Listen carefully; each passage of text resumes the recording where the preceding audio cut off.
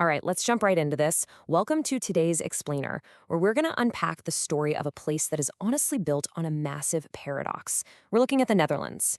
Now, it's famously known as this beautiful country of tulips and canals, but beneath that totally picturesque surface is the crazy story of a tiny, literally sinking piece of land that somehow transformed itself into one of the most efficient, dominant nations on Earth.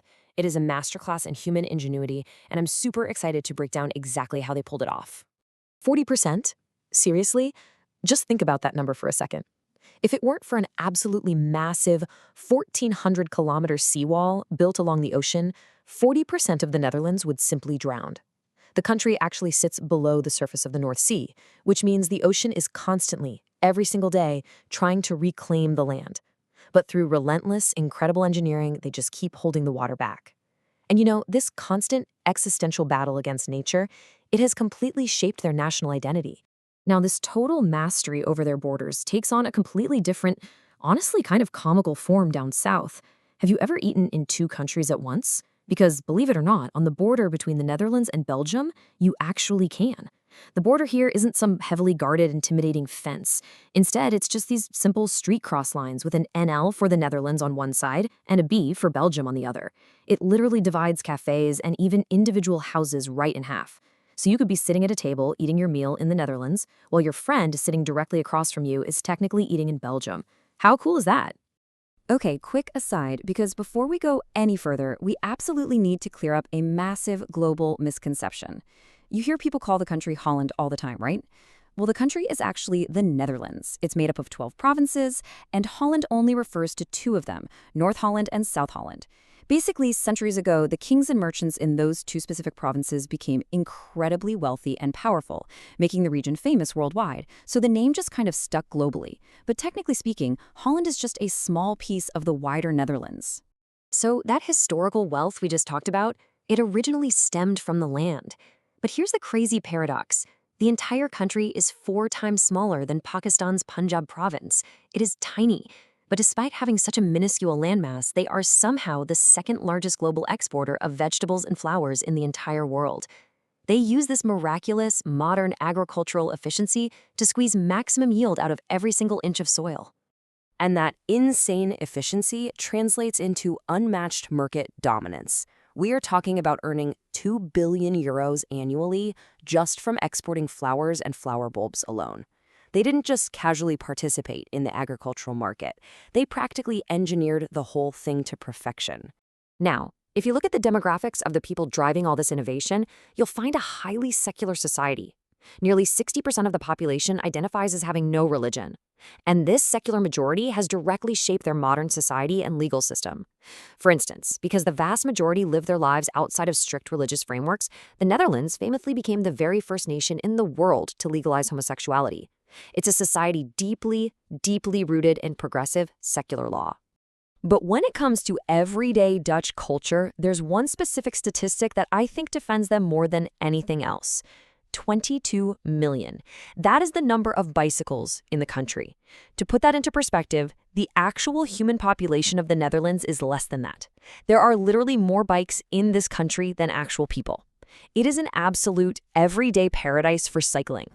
And honestly, all that active cycling clearly pays off. The Dutch are famously some of the tallest and most physically fit people on the planet. Men average around 6 feet tall, and women average 5 feet 7 inches. If you ever visit and wonder why all the doorways in their houses and buildings are so notoriously tall, well, it's to accommodate a literal nation of giants who spend their days pedaling millions of bicycles. So bikes might be the norm, but they've also engineered some much quirkier modes of transport to deal with all that water we talked about earlier. Imagine sitting on a totally standard public bus, just driving down the road, and suddenly the bus simply drives straight off the pavement and plunges into a river. These amphibious river buses hit the water, cross the channel, and then literally drive right back up onto the road on the other side. It is just another super clever way they've adapted to living in a country completely interwoven with water. And this deeply ingrained culture of engineering and innovation has left a massive historical footprint. Back in 1602, the world's very first stock market was launched right here in Amsterdam, which fundamentally changed global economics forever.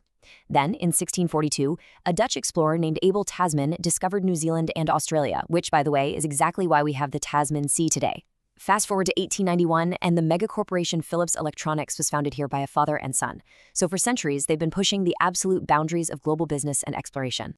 And speaking of their historical influence, I bet you didn't know the answer to this one. Why are carrots orange? Actually, scratch that. Before the 17th century, carrots were naturally yellow or purple. But Dutch farmers used selective breeding to turn them orange. Why? As a tribute to honor their leader, William of Orange. So literally, every time you eat a classic orange carrot today, you are looking at the direct result of 17th century Dutch agricultural innovation. Crazy, right? So how exactly does a tiny country achieve all of this? Well, the fundamental secret sauce here is education. They boast a near-perfect literacy rate of 99.9%. The entire country is educated. When you compare that to developing nations, like using Pakistan as a global benchmark, which sits around 58%, the contrast is just stark. This near-total literacy is the non-negotiable bedrock of their prosperity. Without world-class education, none of their achievements would even be possible. That deep commitment to education makes their universities globally renowned. And yes, studying at top-tier institutions in Delft, Amsterdam, or Leiden definitely requires a real financial investment. You're looking at tuition ranging from 10 to 20,000 euros, with living expenses running about 11 to 16,000 euros a year. But it's an investment into a system that is built entirely around creating an elite, highly skilled workforce. And the direct result of that highly educated workforce, a society with immense wealth and virtually zero crime. Citizens earn very high annual salaries, which creates widespread prosperity. And think about it. When you have a society where everyone is educated and everyone is making a fantastic living, the desperate need for crime pretty much evaporates. It's a known fact that crime in the Netherlands is so remarkably low that their prisons literally sit empty. They've essentially engineered crime right out of their society through sheer economic stability. Because of this incredible quality of life, the Netherlands acts as a huge magnet for global talent.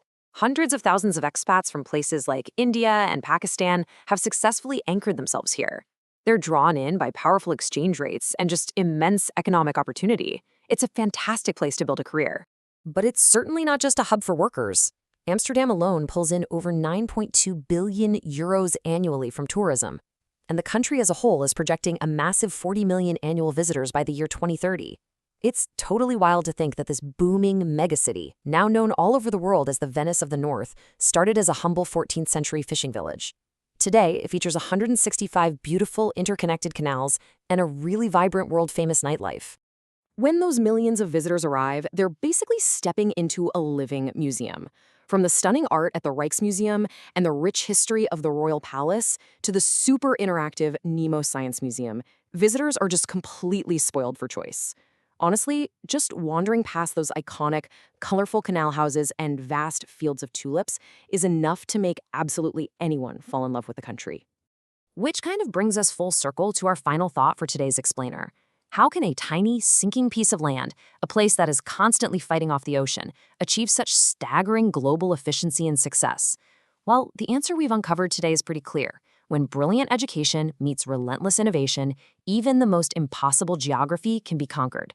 The Netherlands didn't just survive their harsh environment, they engineered it into an absolute masterpiece. But as global sea levels continue to rise faster than ever, the real question isn't just what the rest of the world can learn from the Dutch. It's whether their centuries of brilliant engineering will be enough to hold back the ocean tomorrow. Thanks so much for learning with me today, and I'll see you in the next one.